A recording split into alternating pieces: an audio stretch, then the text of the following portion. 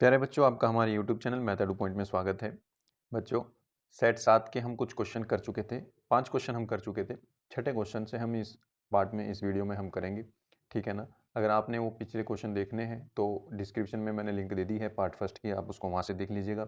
इससे पहले हमने 6 सेट आपको 2024 के भी करा दिए हैं, 2023 के, 22 के हमने आपको करा दिए हैं, 20 के और 19 के भी करा दिए हैं। 21 के नहीं कराए क्योंकि 21 में पेपर ही नहीं हुए थे कोरोना की वजह से, है ना।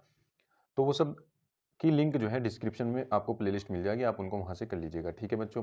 चलिए शुरू करते हैं। तो देखिए बच्चों, 6th का क्या क्वेश्चन।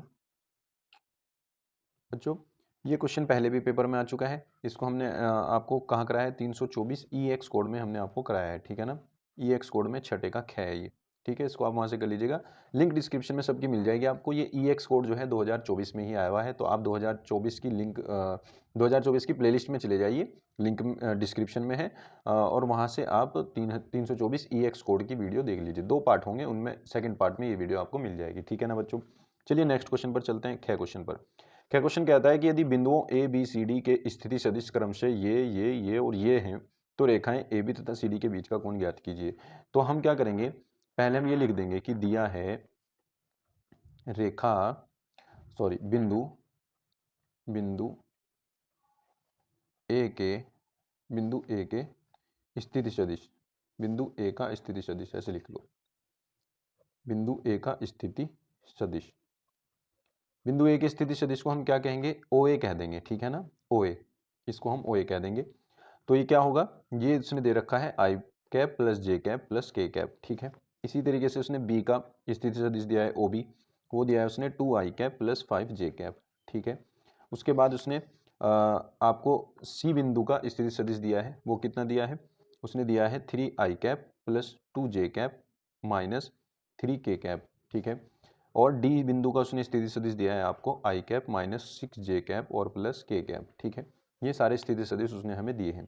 अब वो कह रहा है रेखा ए बी तथा सी डी के बीच का कोण निकालना है, तो हमें रेखा ए बी निकालनी पड़ेगी, है ना। तो रेखा ए बी क्या होगी, देखिए रेखा ए बी जो होगी वो होगी बी का स्थिति सदिश माइनस ए का स्थिति सदिश, बी का स्थिति सदिश, बी का स्थिति सदिश माइनस ए का स्थिति सदिश, ए का स्थिति सदिश, ठीक है। अब बी का स्थिति सदिश क्या होगा, बी का स्थिति सदिश होगा ओ बी माइनस ए का स्थिति सदिश होगा ओ ए, है ना। इसमें से हम घटा देंगे तो क्या होगा, ओ बी में से ओ ए घटा देंगे, 2i, ये 2i प्लस 5j है आपका ओ बी, और ओ ए क्या है, आई cap plus J cap plus K cap, ठीक है। अब देखिए 2i माइनस आई बचेगा, 5j माइनस जे 4j बचेगा, और माइनस के कैप आ जाएगा, ठीक है ना। आगे चलते हैं, इसी तरीके से रेखा सी डी निकालेंगे, ठीक है ना। रेखा सी डी, रेखा सी डी क्या होगी आपकी, ये होगी डी का स्थिति सदिश यानी ओ डी वैक्टर माइनस सी का स्थिति सदिश यानी ओ सी वैक्टर। तो डी का स्थिति सदिश आपके पास है आई कैप माइनस 6 जे कैप प्लस के कैप, और सी का स्थिति सदिश आपके पास क्या है, 3 आई कैप और प्लस में 2 जे कैप और माइनस में आपके 3 के कैप, ठीक है ना। ये सब ऊपर दिए हुए हैं ना। अब यहाँ से इसको हम सॉल्व करेंगे तो क्या आएगा, i minus 3i minus 2i cap minus 6j और माइनस 2j माइनस के 8j कैप और प्लस के माइनस माइनस प्लस 3k, यानी 3 और 1 4 हो जाएगा आपका, 4k कैप, ठीक है ना। ये आपका क्या हो जाएगा, minus 2i cap minus 8j cap plus 4k cap. अब देखिए उसने कहा इन दोनों के बीच का कोण हमें निकालना है, ठीक है ना। तो अगर ये रेखा जो ए बी है, तो इसका ये सदिश बना, इसको अगर मैं ए मान लूँ, है ना। चलो आप ए बी ना मानो इसको, या आप ऐसे कह लो रेखा ए वेक्टर है, ए बी है ना, इसको मैं, चलो मैं मान लेता हूँ, माना यहाँ पे ये ए वेक्टर है और ये बी वेक्टर है, ठीक है। हमने इसको मान लिया कि ये ए वेक्टर है, ये बी वेक्टर है। अब हमें इन दोनों के बीच का कोण निकालना है, तो हम यहाँ पे लिखेंगे रेखा ए बी तथा सी डी के बीच कोण। तो कोण का फॉर्मूला क्या होता है आपका, कोस थीटा इक्वल्स टू इन दोनों का डॉट प्रोडक्ट और अपॉन में दोनों के परिमाण का प्रोडक्ट, है ना। ए डॉट बी, ए का परिमाण बी का परिमाण। तो ए डॉट बी हमारे पास क्या है, इन दोनों का डॉट प्रोडक्ट हो जाएगा।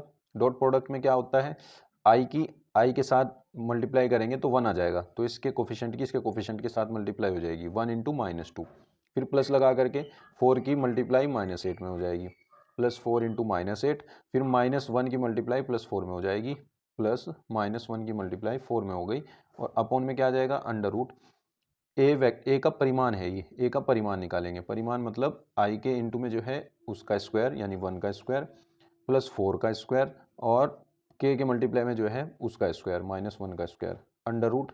ऐसे ही इसमें हो जाएगा -2 का whole square plus -8 whole square और प्लस 4 स्क्वायर।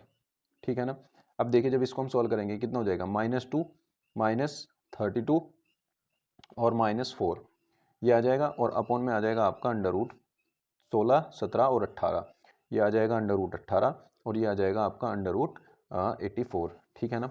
अब देखिए ये आपका हो गया माइनस ये -38 हो गया आपका, और अपॉन में रूट 18 को मैं लिख सकता हूँ 3√2 और रूट 84 को मैं लिख सकता हूँ 2√21। ठीक है ना। एलसीएम लेकर के आप इसको लिख सकते हैं। ठीक है।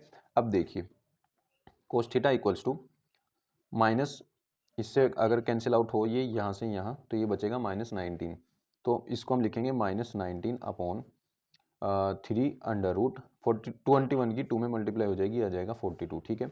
यहाँ से हमें थीटा निकालना है, तो थीटा की वैल्यू कितनी आ जाएगी, कॉस इनवर्स -19 अपॉन 3√42। ठीक है ना बच्चों, ये आपका हो जाएगा आंसर। उम्मीद करता हूँ आप समझ गए होंगे, आसान क्वेश्चन है। चलिए नेक्स्ट क्वेश्चन पर चलते हैं। देखिए बच्चों नेक्स्ट क्वेश्चन आपका क्या कहता है, जो गै क्वेश्चन है आपका, ये गै क्वेश्चन, ये क्वेश्चन पहले ही आ चुका है पेपर में, हमने आपको कराया भी है। 324 YY 324 YY, और उसमें ये छठे का गै क्वेश्चन है। ठीक है ना। ये आपको 2022 में ही मिलेगा, 2022 में या 2020 में। ठीक है ना, या 2020 में, आप उसकी प्लेलिस्ट में इसको देख लीजिएगा। चलिए आगे चलते हैं नेक्स्ट क्वेश्चन पर। नेक्स्ट क्वेश्चन गह क्वेश्चन क्या कहता है, एक पासे को 2 बार उछाला गया और प्रकट हुई संख्याओं का योग 6 पाया गया। संख्या 4 के न्यूनतम एक बार प्रकट होने की सहप्रतिबंध प्रायिकता ज्ञात कीजिए। तो देखिए एक पासे को 2 बार उछाला गया है, अगर एक पासे को 2 बार उछाला गया है तो उसका सैंपल स्पेस क्या बनेगा, आप सब जानते हैं उसका सैंपल स्पेस क्या बनेगा। उसके सैंपल स्पेस ऐसा बनता है 1 1 1 2 1 3 1 4 1 5 1 6। ठीक है। ये तो अगर मैं पहले पासे पर 1 फिक्स कर दूं तो सेकंड वाले पे ये पॉसिबिलिटी है कि 1 से लेकर के 6 तक आ जाए, लेकिन उस पे पहले पासे पे 2 भी तो आ सकता है। इसी तरीके से अगर मैं 2 फिक्स कर दूं तो इसके साथ भी यही सारी पॉसिबिलिटीज़ हैं। फिर इसी तरीके से अगर हम यहाँ पे ले करके चलते रहें तो लास्ट में ये 6 आ जाएगा, और 6 के साथ 1, 6 के साथ 2, और इस तरीके से ये सारे आपके 6 के साथ 6, यानी आपके टोटल 6 ऐसे और 6 ऐसे 36 एलिमेंट बन जाएंगे। ठीक है ना। 36 एलिमेंट टोटल सैंपल स्पेस में आपके बनेंगे, 2 पासे उछाले गए हैं और प्रकट हुई संख्याओं का योग 6 पाया गया। अब हम इसमें 2 इवेंट मान लेते हैं, एक इवेंट ए है, एक इवेंट बी है। ठीक है। एक इवेंट हमने ए माना है, वो क्या माना है हमने कि प्रकट संख्याओं का योग 6 है। प्रकट संख्याओं का योग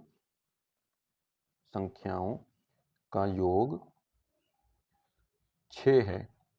तो अगर प्रकट संख्याओं का योग 6 है तो इसके अंदर कौन कौन से एलिमेंट आ जाएंगे, देखिए एक के साथ क्या जुड़े कि 6 हो जाए 5, 2 के साथ क्या जुड़े कि 6 हो जाए 4, 3 के साथ क्या जुड़े कि 6 हो जाए 3, 4 के साथ क्या जुड़े 2, और 5 के साथ क्या जुड़े 1, तब जाकर के ये हमारे 6 हो जाएगा इनका योग। बस इसके अलावा और कोई नंबर हमारे होंगे नहीं। ठीक है। इसी तरीके से बी इवेंट उसने क्या कहा है, बी इवेंट उसने कहा है कि न्यूनतम संख्या 4 का न्यूनतम एक बार प्रकट होना, है ना, जो इसने ये कहा है ना, संख्या 4 के न्यूनतम एक बार प्रकट होने की सहप्रतिबंध प्रायिकता में ज्ञात करनी है। तो इसको हम बी इवेंट मान लेते हैं कि संख्या 4 का न्यूनतम एक बार प्रकट होना, संख्या 4 का न्यूनतम एक बार प्रकट होना, एक बार प्रकट होना। तो इसका मतलब ये सिर्फ एक ही बार आएगा। ठीक है ना। 4 जो है वो सिर्फ कम से कम एक बार आएगा, ज़्यादा से ज़्यादा 2 बार भी आ सकता है ना। तो ऐसे नंबर नहीं चलेंगे जिनमें 4 है ही नहीं, है ना।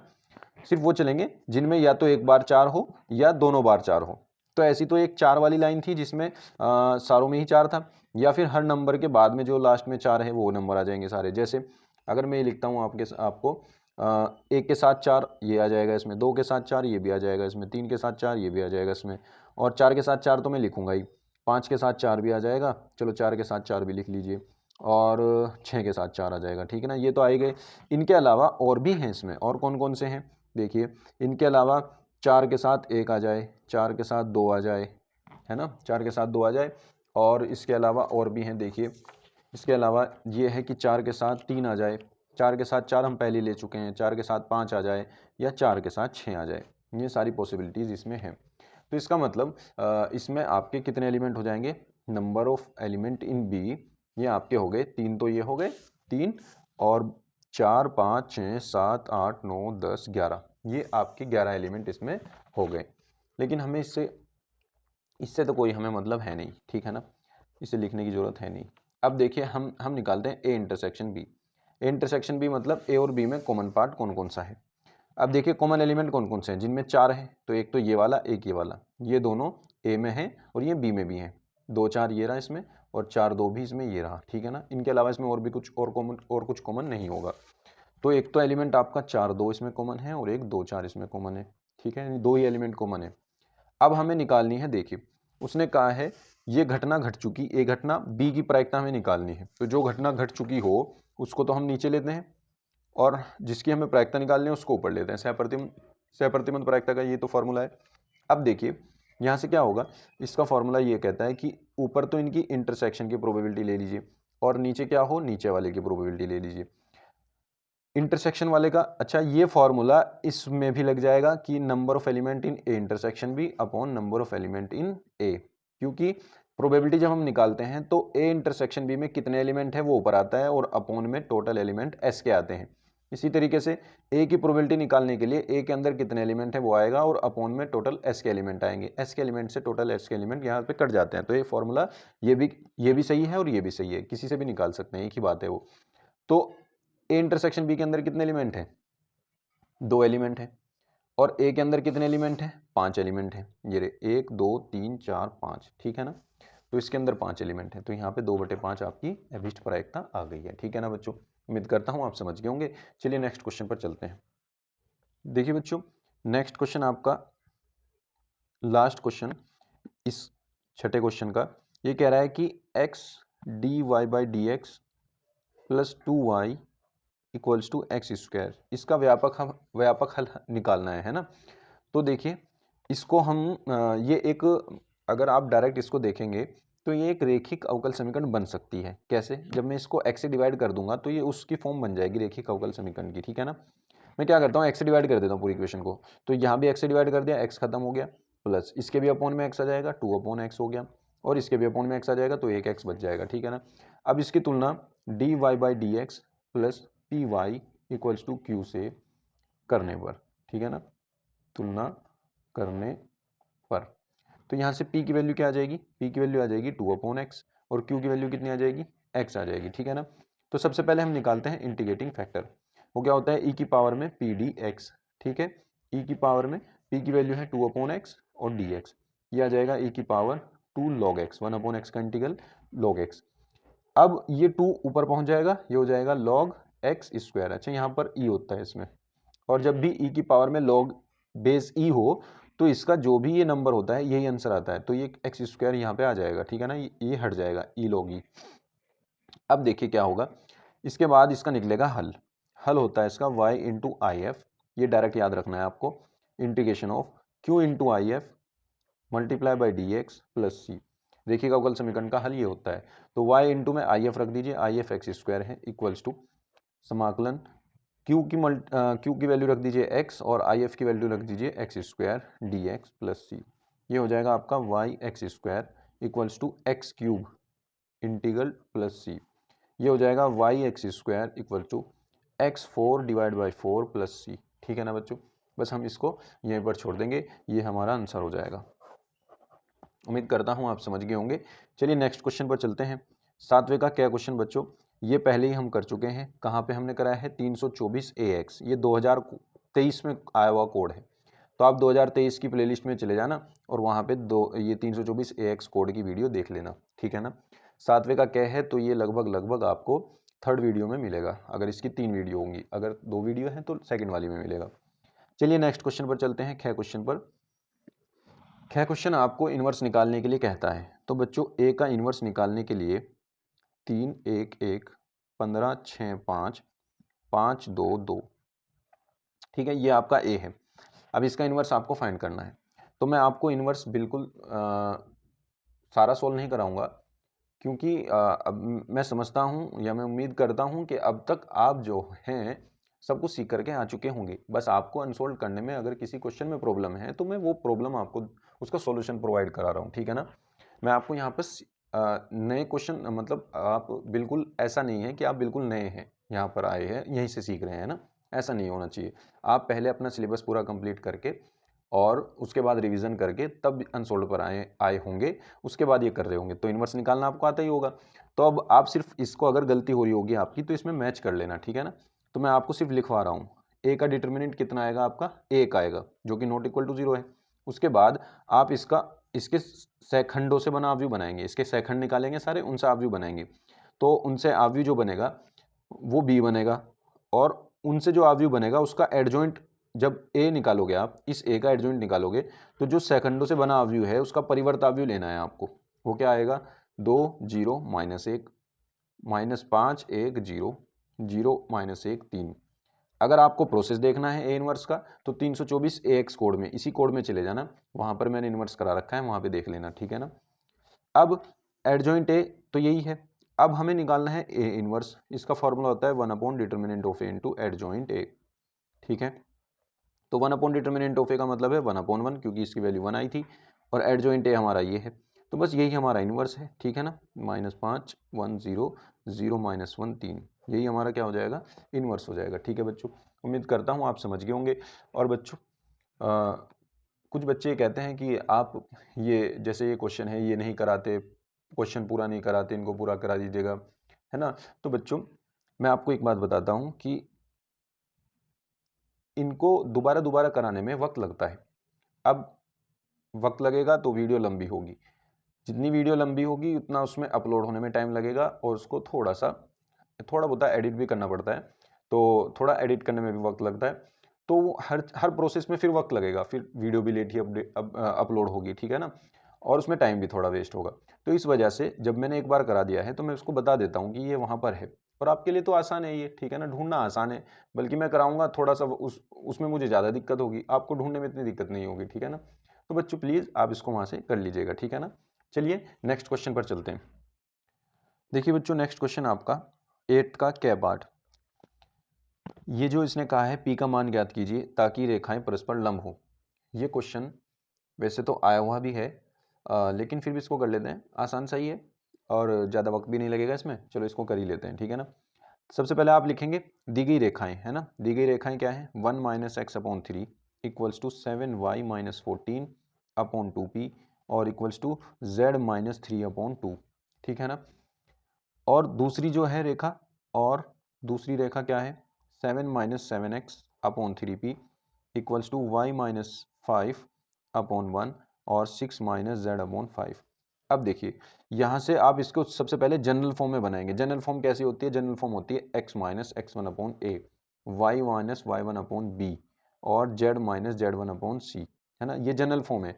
तो आप इसको x को पहले लाना है आपको और बाकी नंबर बाद में। तो इसमें से माइनस कॉमन लेंगे, माइनस इसके पास पहुंचा देंगे, तो ये हो जाएगा x - 1/-3 इक्वल्स टू 7 कॉमन लेंगे, y - 2 बनेगा और 7 ले आएंगे इसके अपॉन में, तो ये आ जाएगा 2p/7 इक्वल्स टू, ये बिल्कुल ठीक है, z - 3/2। और दूसरा कैसे होगा, इसमें से -7 कॉमन लिया हमने तो x - 1 बना और ये -7 आ जाएगा इसके अपॉन में, 3p/, ये हो जाएगा 3p/-7। ठीक है ना।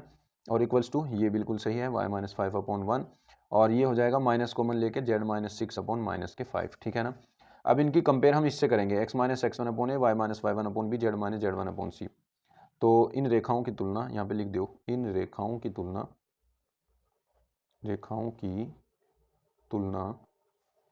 x - x1/a1 बराबर y - y1/b1 बराबर z - z1/c1 और x - x2/a2 y - y2/b2 और z - z2/c2 से करने पर। ठीक है ना। जब इनसे तुलना हो जाएगी तो a1 की वैल्यू आएगी -3, b1 की वैल्यू आएगी 2p/7 और C1 की वैल्यू आएगी 2।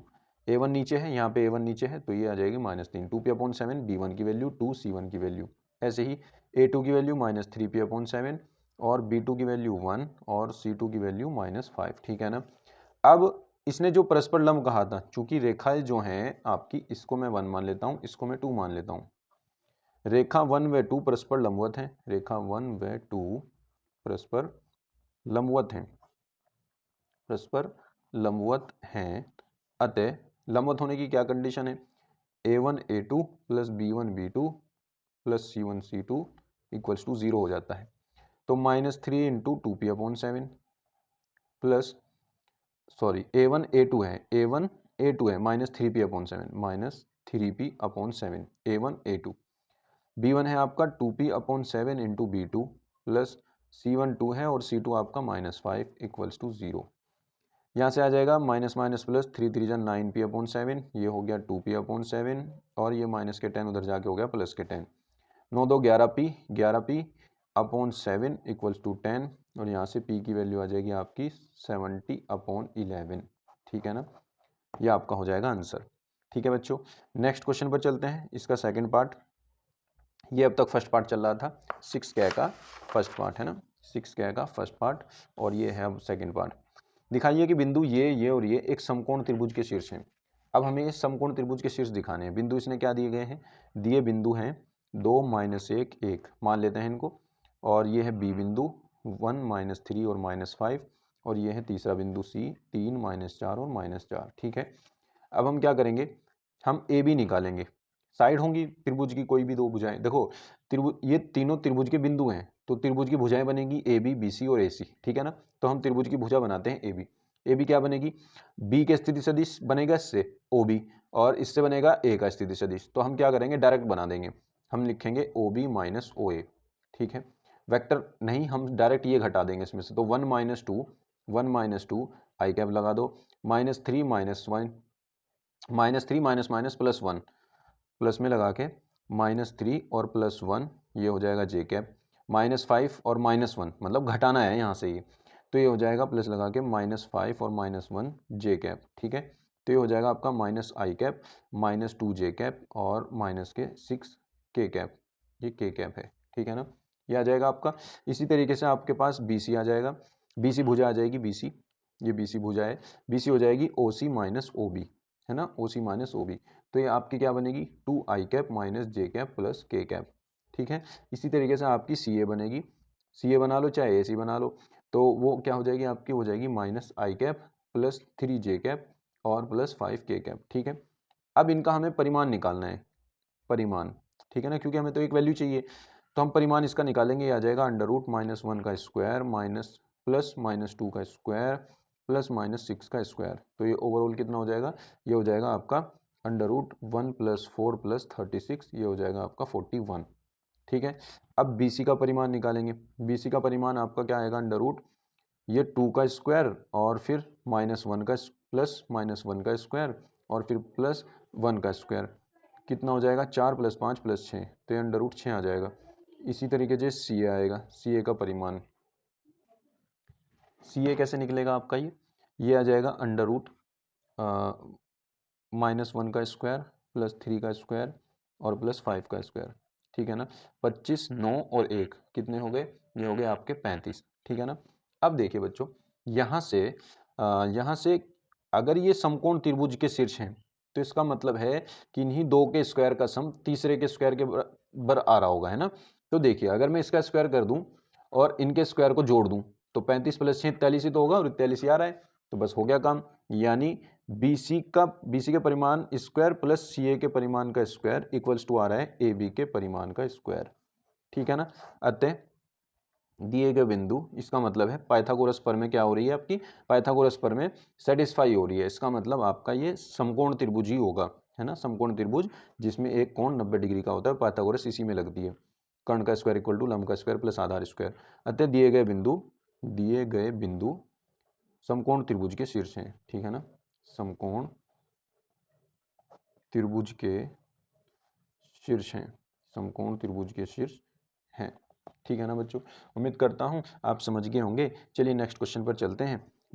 देखिए बच्चों, 8वें का ख क्वेश्चन। इसने दो रेखाएं दी हैं।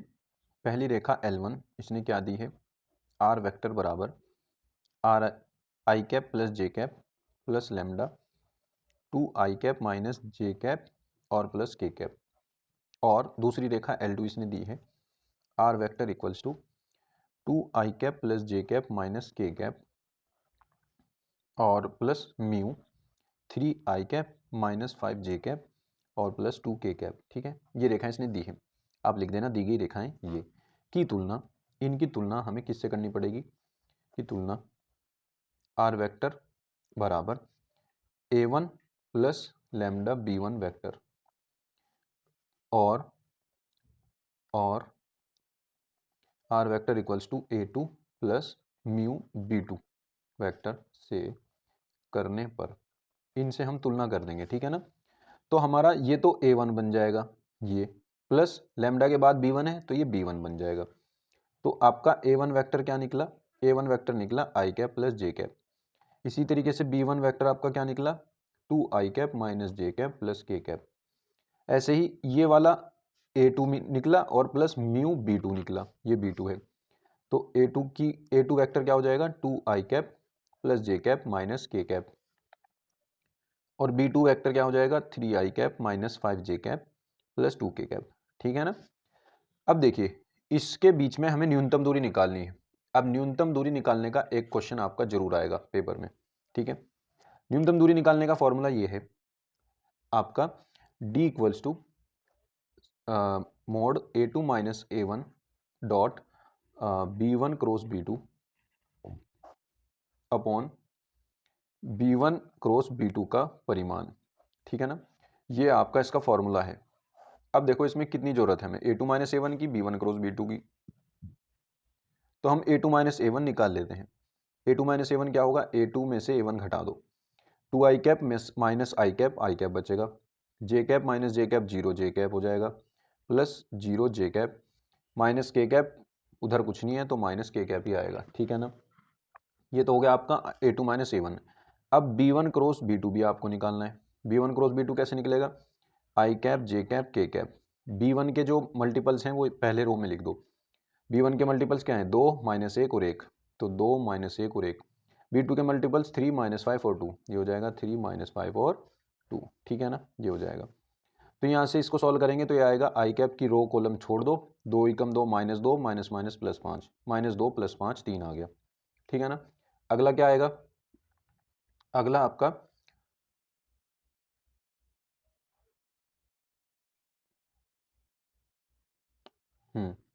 अगला आपका क्या आएगा, B1 क्रॉस B2 में जे कैप अगर हम निकालें माइनस के जे कैप, तो जे कैप की रो और कॉलम छोड़ दो, 2 दूनी 4 माइनस 3, 4 माइनस 3 1 आ जाएगा, एक जे कैप है ना।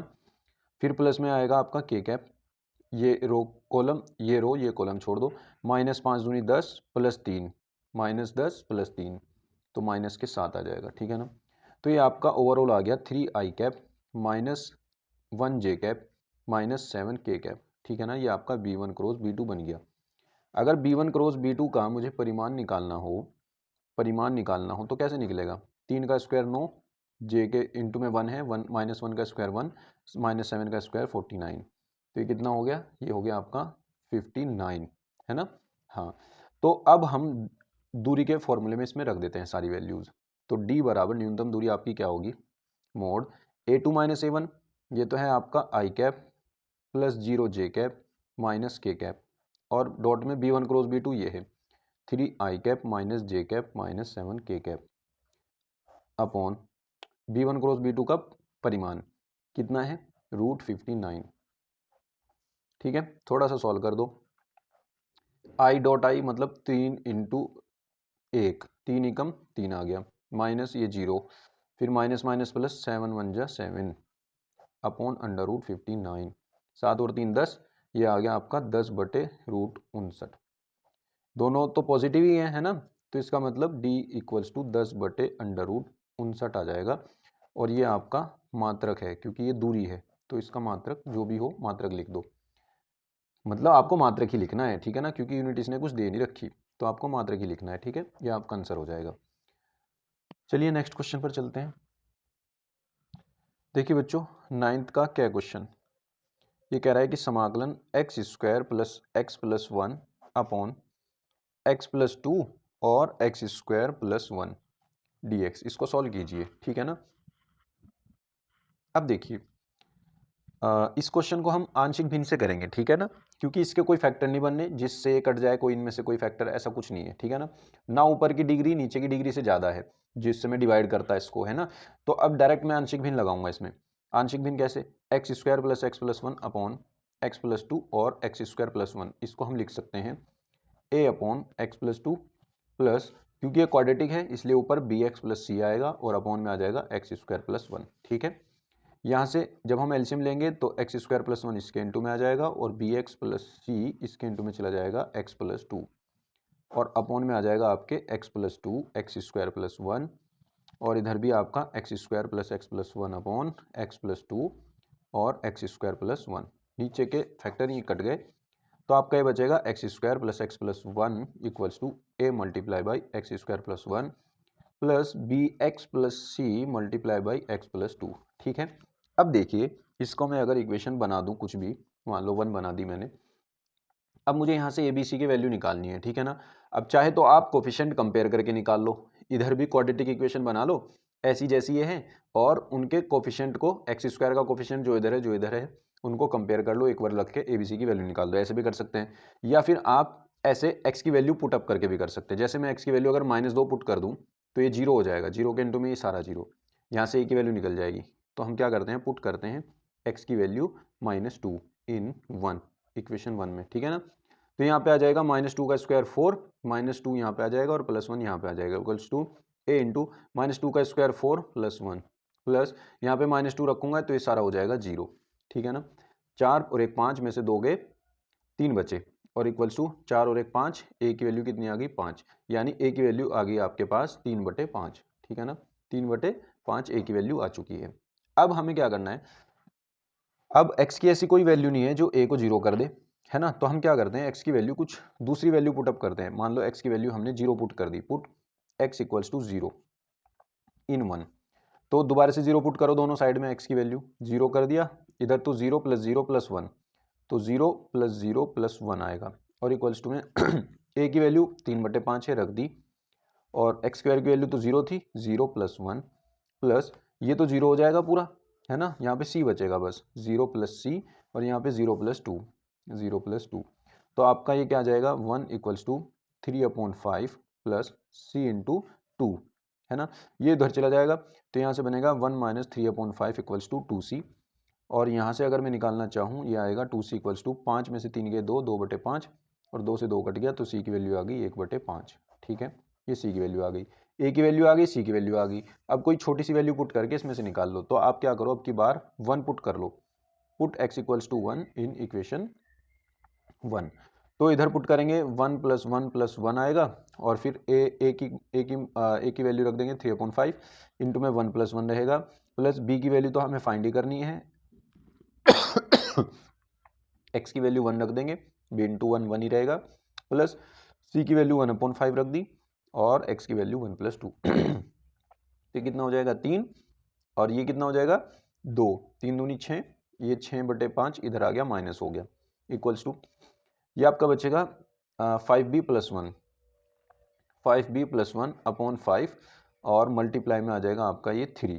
ठीक है ना, 5 दिया 15, 15 में से 6 गए, आपके बचेंगे 9, ये बचेगा 9/5, ये 3 इधर डिवाइड में आ जाएगा 3 और इक्वल्स टू बचेगा 5b + 1 अपॉन 5, 5 से 5 कैंसिल आउट हो जाएगा। ठीक है ना, और 3 से ये कटेगा, 3 × 9, एक इधर आ जाएगा, माइनस हो जाएगा, ये बचेगा 2 इक्वल्स टू 5b और यहाँ से b की वैल्यू आ जाएगी 2/5। ठीक है, b की वैल्यू आ गई 2/5। ठीक है ना, अब आपके पास a, b और c की तीनों वैल्यू आ चुकी हैं।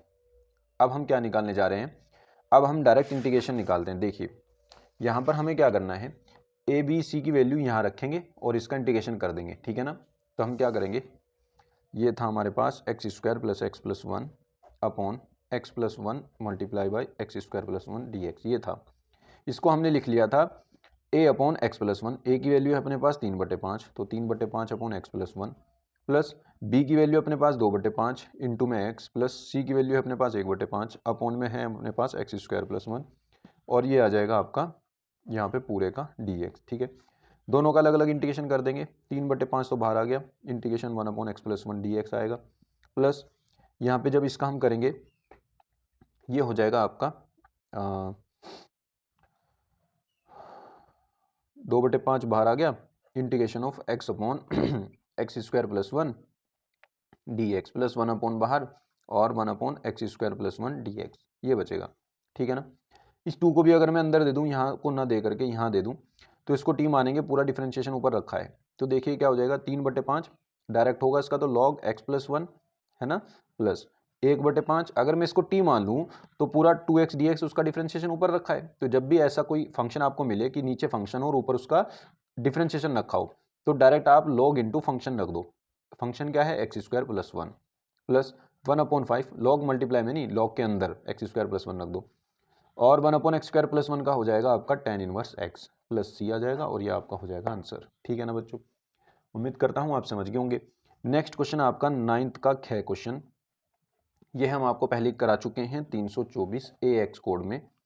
AX कोड में ये 8वें का क है। ठीक है ना बच्चों, इसको आप वहाँ से कर लीजिएगा। AX कोड 2023 में आया हुआ है तो ये आपको उसकी AX कोड प्लेलिस्ट आपको लिंक डिस्क्रिप्शन में मिल जाएगी, वहाँ पे प्लेलिस्ट बनी हुई है सारी, तो आप 2023 की प्लेलिस्ट में चले जाना, AX कोड मिलेगा उसकी लास्ट वीडियो में, ये लास्ट में ही होगा क्वेश्चन। ठीक है ना, आप इसको वहाँ से देख सकते हैं। तो बच्चों इसी के साथ हमारे 2024 के सारे सेट कंप्लीट होते हैं। अब हम आपको आगे इंपॉर्टेंट क्वेश्चन कराएंगे।